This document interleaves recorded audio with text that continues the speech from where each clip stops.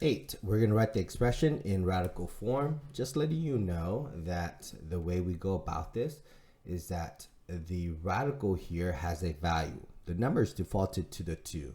Whatever is on the inside, let's say x to the n, that x to the n doesn't change.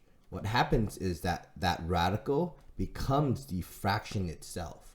So the radical is the exponent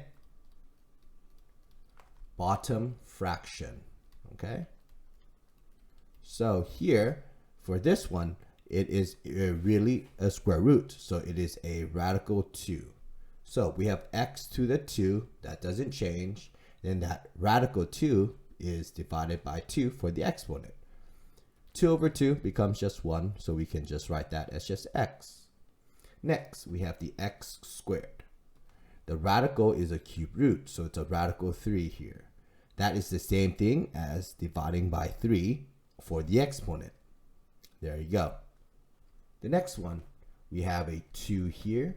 This is a square root, and inside was just an x cubed, and then the radical 2 means we have the exponent as a divide by 2. That would be the answer. X 3 over 2 would be it in the exponent form, okay? We converted the radical form into the exponential form.